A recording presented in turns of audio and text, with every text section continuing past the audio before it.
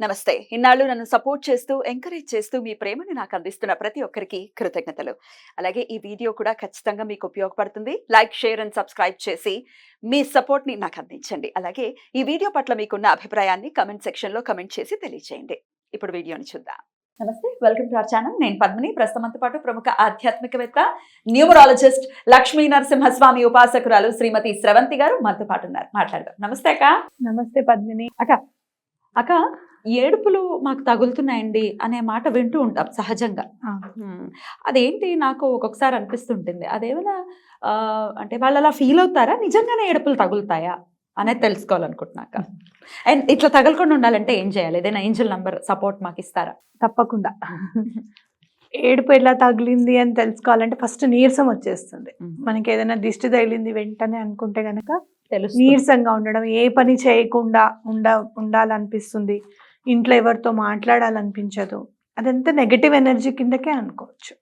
అట్లా మనకి చాలా నెగటివ్ ఎనర్జీ ఇచ్చేది దృష్టి దోషం. అది వాళ్ళు కావాలని చేయకపోవచ్చు, కావాలని చూడకపోవచ్చు. ఒక్కొక్కసారి తల్లి దృష్టి పిల్ల మీద కూడా పడుతుంది. దిష్టి తల్లి చూపు వల్ల తగులుతుంది అని అనుకుంటూ ఉంటాం. దయ్యం కళ్ళు అంటారు తల్లి కళ్ళు. ఎందుకంటే తల్లికి బిడ్డలు అందంగా కనబడతారు కదా, పెద్దవాళ్ళు కదా. మా అమ్మ తిట్టేది నన్ను, అలా చూడక పిల్లని, తల్లి కళ్ళు దయ్యం కళ్ళు. విన్నారా మీరు? విన్నా. మా అమ్మ అయితే అస్సలు మెచ్చుకొనిచ్చేది కాదు. బాగుంది కదమ్మా డ్రెస్ వేసుకుని అని అంటే, అట్లా అనద్దమ్మా, దిష్టి తగులుతుంది, తల్లి దిష్టి తగులుతుంది పిల్లలకి ముందు అని అనేది. అట్లా మనం negative positive side, positive side, ఏదైనా negative energy is negative energy. కాబట్టి ఆ నెగటివ్ ఎనర్జీ, ఈవిల్ ఐ అనేది మనకి బాగా, దృష్టి దోషం అనేది ఉండకూడదు మన మీద అని అనుకున్నప్పుడు ఏంజల్ నెంబర్స్ 222 అంటే 3 2లు 222, అలాగే 444 అంటే 444. మనం 222 444 అనుకోకూడదు, 222 అనుకోవాలి, 444. ఇవి ఒక 28 టైమ్స్ 222 444 222 444 ఇలా అనుకుంటే 28 టైమ్స్ మనకి దృష్టి దోషం తగిలినా కూడా వెంటనే రిలీజ్ అవుతుంది. దిష్టి అనేది ఉండకుండా ఉంటుంది అని మనం ఖచ్చితంగా చెప్పుకోవచ్చు. అలాగే అలా ఆ ఏంజల్ నెంబర్ సపోర్ట్ తీసుకుంటూ చక్కగా రాళ్ళుప్పు తీసుకొని, కొంచెం రాళ్ళుప్పు నీళ్ళల్లో వేసేసుకొని స్నానం చేయడం, కొంచెం రాళ్ళుప్పు తీసుకొని మనం ఎలాగో చదువుతాంగా హిరుగు దిష్టి పరుగు దిష్టి అని, చదివిన తర్వాత ఆ ఏంజల్స్ని గుర్తు చేసుకోవడం. 222 అండ్ 444 మాకు హెల్ప్ చేయండి. ఈవిల్ ఐ అనేది మా మీద నుంచి కానీ, పిల్లలు మనం ఎవరికైతే తీస్తున్నాం వాళ్ళ మీద నుంచి కానీ వెళ్ళిపోయేటట్టుగా, ఈ నెగటివ్ ఎనర్జీ పారిపోయేటట్టుగా చేయండి, మా దగ్గర ఉండేటట్టుగా కాకుండా అని చెప్పి దండం పెట్టుకోవడం అనేది చాలా ఇంపార్టెంట్. ఈ ఏంజల్ నెంబర్స్ చాలా హెల్ప్ చేస్తాయి మనకి.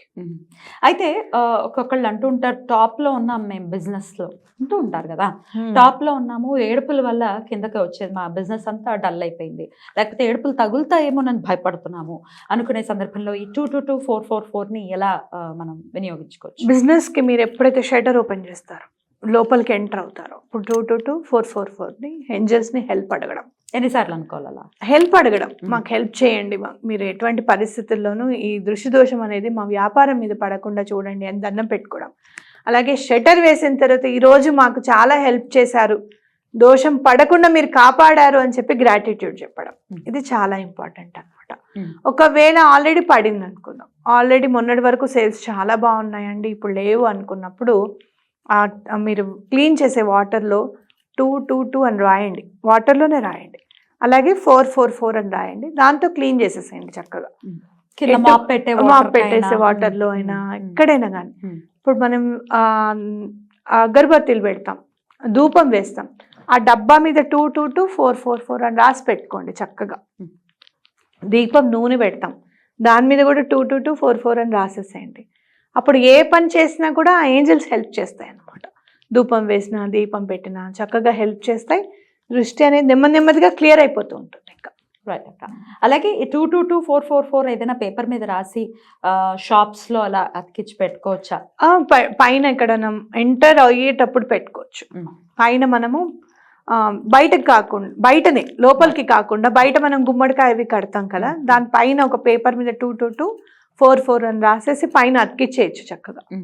లేదు ఎవరైనా చూస్తారు ఇదేంటి అని అడిగితే చూస్తేనే కదా దృష్టి పోయేది. పడేది పోతుంది ఎగ్జాక్ట్లీ. చక్కగా. లేదు అంటే కనుక చక్కగా షాప్ ఓపెన్ చేస్తుంటే ఇలా గాల్లో కూడా రాయొచ్చు మీరు. 2 2 2 ఇట్లా 4 4 4. అస్సలు దిష్టి అనేది ఎంటర్ అవ్వదు అనమాట. ఇంకా ఏంజల్స్ చాలా బాగా కాపాడతాయి. ఒక షీల్డ్ లాగా అనుకోవచ్చా? షీల్డ్, కవచం. కవచం లాగా. అలాగే మనం ఇదివరకు చెప్పాం షీల్డ్ అనగానే నాకు స్విచ్ వర్డ్ గుర్తుకొచ్చింది, డివైన్ లైట్ షీల్డ్ ఆన్ అని చెప్పాం మనం. Divine light shield on. ఎటువంటి నెగిటివ్ ఎనర్జీ అయినా కూడా వెళ్ళిపోవాల్సిందే. డివైన్ లైట్ అంటే ఓన్లీ పాజిటివ్ లైట్.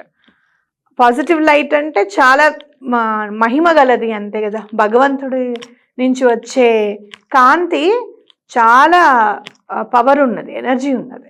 కాబట్టి ఆ కాంతి దగ్గర ఈ నెగిటివ్ ఎనర్జీ అనేది నిలబడలేదు. ఆ షీల్డ్ ఆన్ అయింది అంటే ఇంకా నెగిటివ్ ఎనర్జీ క్లియర్ అయిపోతుంది అనమాట.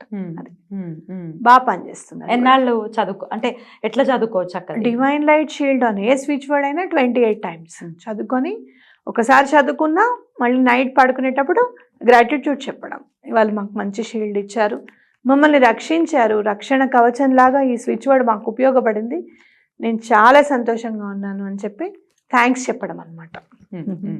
మనము థ్యాంక్స్ గివింగ్ డే అని వింటూ ఉంటాం డిసెంబర్లో. ఆ సంవత్సరం అంతా అయినప్పుడు డిసెంబర్లో. కానీ ఆ థ్యాంక్స్ గివింగ్ అనేది ప్రతిరోజు నైట్ ఉంటే ఆ గ్రాటిట్యూడ్ అనేది రిసీవింగ్ మీరు ఎప్పుడైనా గ్రాటిట్యూడ్ రిసీవింగ్ చేసుకున్న వెంటనే ఎక్కువ చేయాలనిపిస్తుంది ఇంకా యూనివర్స్కి అనమాట. వీళ్ళకి ఇంకా హెల్ప్ చేయాలి, వీళ్ళకి ఇంకా తోడుగా ఉండాలి అనిపిస్తుంది. ఎవరైనా చూడండి, మీకు ఏమైనా చిన్న హెల్ప్ చేసి థ్యాంక్స్ చెప్పంగానే వాళ్ళు మళ్ళీ హెల్ప్ అడిగినప్పుడు మళ్ళీ చేయాలనిపిస్తుంది.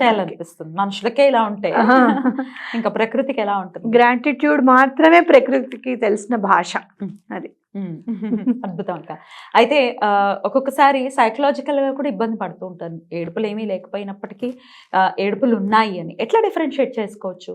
సైకలాజికల్ గా అంటే ఒక మనిషి ఎప్పుడు కూడా ఐ కాంటాక్ట్ పెట్టి మాట్లాడరు. నెగిటివ్ ఎనర్జీ ఎక్కువగా ఉన్నా కూడా. అంటే మీరు గ్రహ దోషాలు, ఇప్పుడు మనల్ని చూసి ఏడ్చేవాడు మనల్ని కంట్లో కళ్ళు పెట్టి చూసి మాట్లాడారు అట్లా కాదు. ఎవరికైతే నా క్వశ్చన్ ఏమర్థమైందంటే, ఇంట్లో ఎవరికైనా నెగిటివ్ ఎనర్జీ ఉంటే అది దృష్టి దోషమా లేకపోతే ఇంకో నెగిటివ్ ఎనర్జీనా అని డిఫరెన్షియేట్ చేయాలంటే చెప్తున్నాను నేను. అది ఓకే, ఇది కూడా చెప్పండి, అది కూడా అడుగుతాను. ఇది డిఫరెన్షియేట్ చేయాలంటే ఏంటంటే, మామూలుగా దిష్టి తగిలితే నీరసంగా పడుకొని ఉంటారు, ఏం తినాలనిపించేది, అది వేరే విషయం. కానీ మీతో ఐ టు ఐ కాంటాక్ట్ పెట్టట్లేదు, భగవంతుడు ఏదైనా చెప్తూ ఉంటే అక్కడి నుంచి వెళ్ళిపోతున్నారు, గుడికి వెళ్దాము అంటే రాను అని మొండికేస్తున్నారు, ఇంట్లో హారతి సౌండ్ విన్నా, దీపం వెలిగిస్తూ ఉన్నా అక్కడ పరిసర ప్రాంతాల్లో ఉండకుండా వెళ్ళిపోతున్నా అంటే ఖచ్చితంగా ఏదో నెగిటివ్ ఎనర్జీ ఉంది. ఇది మనం మాట్లాడుకునే గ్రహం కాదు, ఆ గ్రహాలు వేరుంటాయి, అవి వేరుంటాయి. అదేదో నెగిటివ్ ఎనర్జీ పట్టు పీడిస్తోంది వాళ్ళని అని మనం ఖచ్చితంగా చెప్పుకోవచ్చు.